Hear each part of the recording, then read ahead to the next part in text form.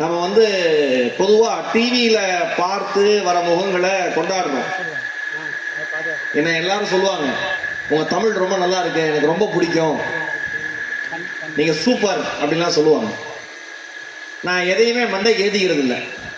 ஏன்னா நம்மளால தமிழுக்கு 10 பைசாவுக்கு பிரயோஜனம் இல்லை, தமிழால மட்டும்தான் எனக்கு பிரயோஜனம் எனக்கு தெரியும். உண்மையா இல்லையா? ஆனா தமிழுக்குன்னே செய்யறதுக்குன்னே, தமிழை இன்னும் பெருமைப்படுத்துவதற்குனே இருக்கிற எழுத்தாளர்கள்ல, கவிஞர்கள்ல, சிந்தனையாளர்கள்ல நெல்லை ஜெயந்தா அவர்களும் ஒருவர். அதற்காக அந்த கைத்தட்டல் அவருக்கு நான் தரணும்னு கேட்டேன். அவர் எழுதின கவிதையில அம்மாவை பத்தி எத்தனை தடவை அம்மாவோட கருவறையில் இருக்கிறப்ப நம்ம அம்மாவை எட்டி எட்டி உழைச்சிருப்போம். நெல்லை ஜெயந்தா அவர்கள் சொன்னாரு, அம்மா நீ இன்றி நான் இல்லை, பிறந்ததும் என் பிஞ்சு பாதங்களை முத்தமிட்டாயே, பிறந்ததும் என் பிஞ்சு பாதங்களை முத்தமிட்டாயே, அப்போதுதான் நீங்கியது கர்ப்பத்தில் உன்னை உதைத்த என் கால்களின் பாவம் என்று எழுதினார். என்ன அழகான ஒரு கவிதை பாருங்க. இதெல்லாம் யார் கவிஞர்கள் தான் எழுத முடியும், சிந்தனையாளர்கள் தான் எழுத முடியும். அந்த மாதிரி மனிதர் போகும்போது கூட சொல்லிட்டு போனார். அந்த பண்பாடு ரொம்ப முக்கியம். சில பேர் அன்னைக்கு இப்போ தேனியில் எனக்கு நான் ஒன்று கேட்கணும்னு நினைக்கிறேன். கோயம்புத்தூர் தான் குசுமுன்னு கேள்விப்பட்டிருக்கேன், தேனி ரொம்ப குசுமா இருக்கீங்க. இப்போ ஹோட்டல்ல இருந்து கிளம்பி இந்த புக் ஃபேர் இதுக்கு வரேன், இறங்கணும்னு ஒருத்தர் வராரு, மகே ஈரோடு மகே சார் அப்படின்னா, அண்ணே அப்ப புக் ஃபேரா? ஆமா போயிட்டு வாங்கிறாங்க. ஏங்க வாங்கிறேன் அப்படி போயிட்டே வந்துருவேன், அவ்வளவுதான். இன்னொருத்தர் இந்த சிக்னல் ரொம்ப நேரம் நின்றுட்டு இருந்தோம், அந்த மெயின் அந்த பஸ் ஸ்டாண்டு கிட்ட, அந்த சிக்னல் ஒருத்தர் அந்த சைடு இருந்து எனக்கு கை காமிச்சிட்டாரு. இந்த மனுஷங்க குழப்பமே ஒரு அழகுங்க. நானும் கை காமிச்சிட்டேன். அப்புறம் யோசிக்கிறாரு, ஏன் அவர் கை காமிச்சோம், யாரா இருக்கு இவரு அப்படின்னு. இப்படி இன்னொருத்தர் இங்க வந்து இறங்கணும்னு நான் உள்ள வரேன், பயந்து போறாருங்க. ஏங்க இப்படி இருக்கீங்க தெரியல எல்லாம். சில பேர் இருக்காங்க பாத்துறீங்களா, சார் அடுத்த முறை தேனி வரப்ப நிச்சயமா வீட்டுக்கு வரணும், வரேன், நீ யாரு, உன் பேர் என்ன, உங்க அட்ரஸ் என்ன, எதுவுமே தரமாட்டாங்க. ஆனா சொல்றப்ப நிச்சயமா வீட்டுக்கு வந்துடணும் சார், கண்டிப்பா வந்துடணும், அப்புறம் பார்த்துங்க கோச்சுக்குவேன், இப்படியே பேசிட்டு போயிடுறது. எந்த அட்ரஸ் என்ன எதுன்னு தெரியறது இல்லை. எங்களுக்கு தெரிஞ்ச 2 பேர் தேனியில, முதல்ல எங்க அண்ணன் ஜெகதீசன் ஆடிட்டு, 2வது பிஆர்ஓ நல்லதம்பி அண்ணன். இந்த 2 பேர் நம்பி தான் வரணும் போல தேனியில. ஆனா இவ்வளவு பேர் வந்திருக்கீங்க, எனக்கு ரொம்ப ரொம்ப மகிழ்ச்சியா இருக்கு. சார் வாங்க, உங்க குடும்பத்துக்காக தான் நாங்க ப்ரோக்ராமை நிப்பாட்டி வச்சிருக்கோம். உங்க குடும்பத்துக்காக ப்ரோக்ராம் நிப்பாட்டி வச்சிருக்கோம்ல, அந்த குட்டி பிள்ளை திரும்பி பார்க்குறது எந்த குடும்பமா இருக்கும்?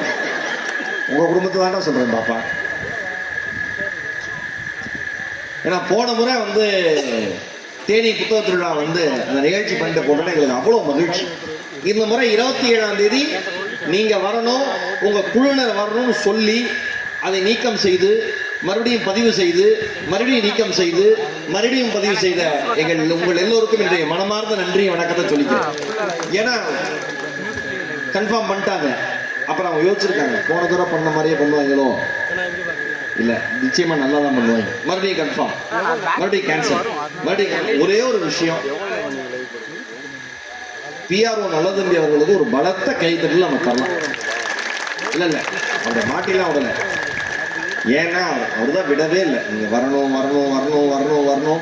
எங்க இந்த பகுதி மக்களுக்குலாம் என்டர்டைன்மெண்ட் கிடையாதுங்க, நீங்க வரணும், எங்க மக்களை சிரிக்க வைக்கணும். கலெக்டர் ரொம்ப ஆசைப்படுறாரு, எங்க எனர்ஜெட்டிக்கான ஒரு கலெக்டர் எங்களுக்கு கிடைச்சிருக்காரு, நீங்க அவசியம் வரணும்னு ரொம்ப ஆசைப்பட்டாரு.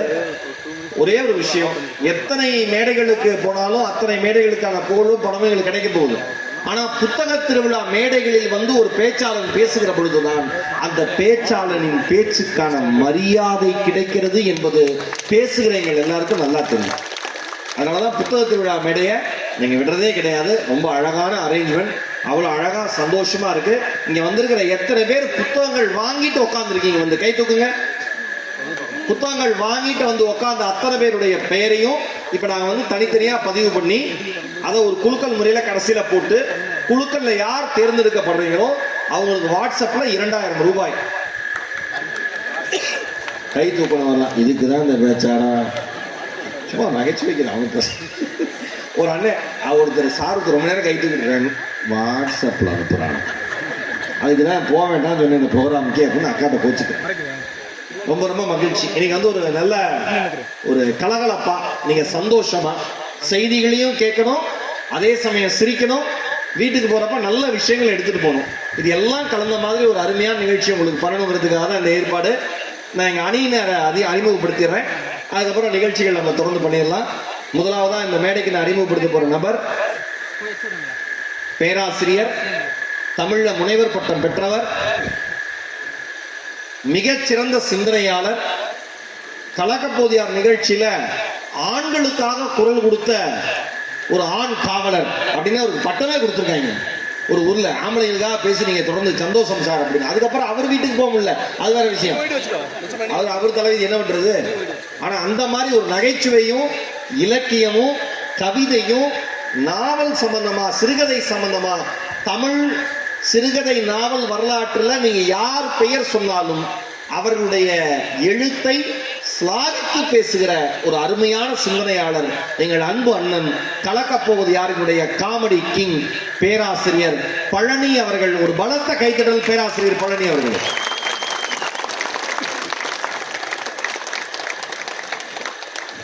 கொஞ்சம் டைம் ஆகும், சென்னையில இருந்து வராப்புல இல்ல. வழக்கமா பேண்ட் சட்டை தான் வருவாப்புல. தேனி அப்படின்னு ஒரு நேட்டிவிட்டியா இருக்கட்டும் அப்படின்ட்டு வேஷ்டில வந்திருக்காரு. உடலும் ஒரு காரணம். நல்ல சார். அடுத்ததா இந்த மேடைக்கு நான் அழைக்கக்கூடிய நபர் வந்துட்டாங்க. பள்ளியில வரலையா? சரி, வந்துகிட்டு இருப்பான். ஆமா, சூப்பர் சிங்கர் நம்ம எல்லாருக்குமே பிடிச்ச ஒரு நிகழ்ச்சி. நம்ம எல்லாருமே குரலின் காதலர்கள் தான். அத்தனை பேர் வாங்க பிடிச்சிரு. நல்ல வேலை வந்துட்டாரு.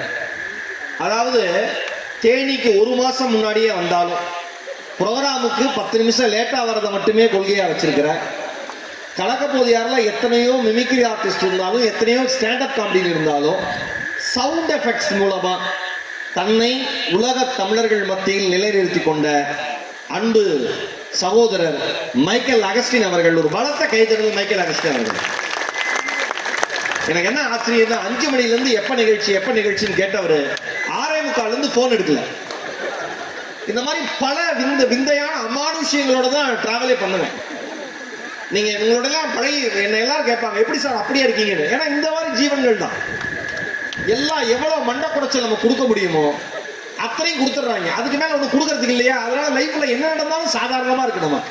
அந்த மாதிரி மைக்கேல் அகஸ்டின் இவர் எப்படி இப்ப வந்து இவர் மைக்கேல் அகஸ்டின் உங்களுக்கு தெரியும், பட் இப்போ வரைக்கும் அவர் யாருன்னு அவருக்கே தெரியாது. அந்த மாதிரி ஒரு ஞான நிலையிலே இருப்பாப்ல.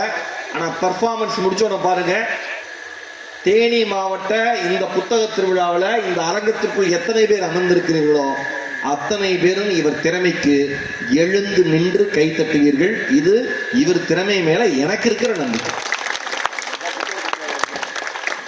அடுத்ததா நம்ம எல்லாருமே இசையின் காதலர்கள் தான். இசை இல்லாம வாழ்க்கையே கிடையாது.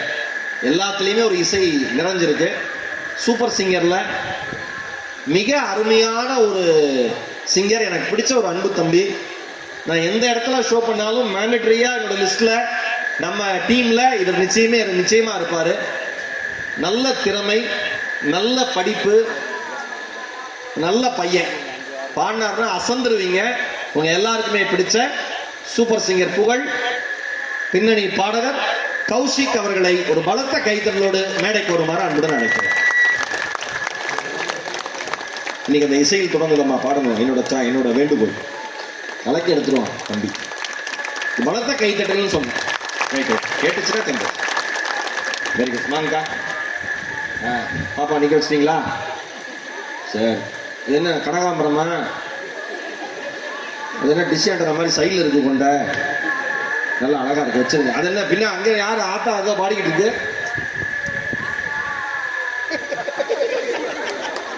இப்போ இவ்வளோ நேரம் பாடலை இசைன்னு அந்த பாட்டிக்கு பாருங்க, ஏதோ ஒரு பாடல் அங்கே ஓடிக்கிட்டு இருக்கு.